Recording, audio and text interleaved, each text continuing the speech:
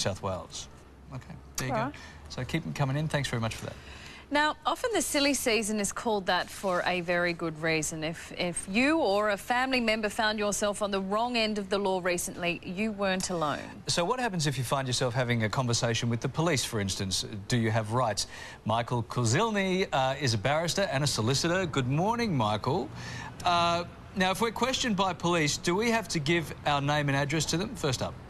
Good morning to you, Sam and Larry. Look, a lot of some people would probably think that young people shouldn't have any rights, especially after that crazy party in Melbourne on a couple of weeks ago. But I think it's very important for young people, especially the ones under 18, to know their rights, especially when there's been questioned or detained by police. And in relation to giving your name, look, the police powers are slightly different across the country, but the answer is yes. If the police do ask you your name, you've got to give the name, otherwise you could be charged for an offence.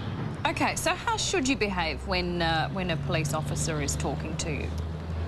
Sam, not like I did when I was 18. Back in 1982, I got pulled over and I was kissing my girlfriend, and the policeman pulled me over and said, "No kissing in your girlfriend." And I replied, I said, "Why don't you catch some real criminals?" I had an attitude problem. The policeman gave me an attitude adjustment. I ended up in court and I lost my licence for 3 months. So you should cooperate. You should be friendly and nice to the police. At the same time, not be a walkover. You shouldn't be bullied by police. But I think it's very important for young people to know their rights, because not all young people are bad people, are they? That must have been a wild kiss for the police to pull you over for that.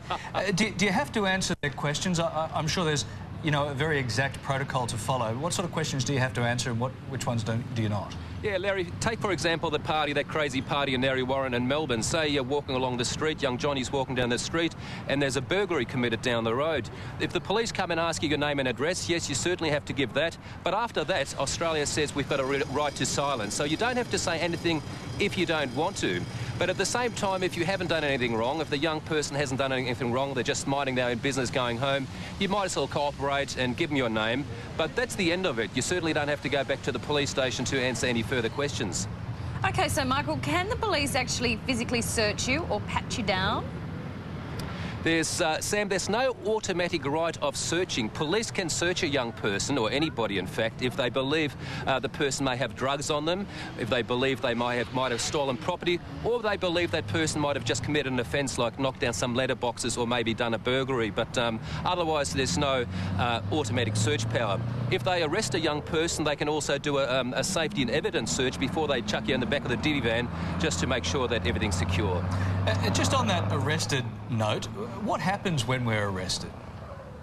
Larry, once a young person's arrested, it basically means that you then become the responsibility of the police force. So they basically lock you up. But before somebody's arrested, the police should always give you the caution, and that goes something like this: you're not obliged to say anything. Whatever you do say may be given in evidence. It's something along those lines. That caution should be given, and the police should always tell the young person what they're arrested for.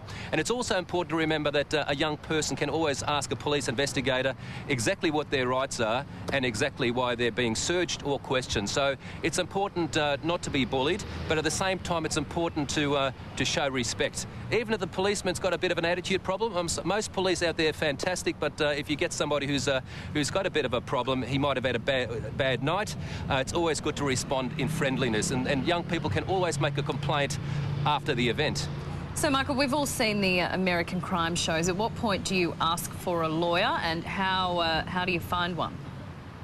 Yeah, look, if we're concentrating on young people under 18, the law says that police should do everything in their power not to get young people involved in the criminal justice system. So a lot of the times that they, maybe knock down a letterbox or a bit of graffiti, usually they proceed by way of a summons and don't detain that young person.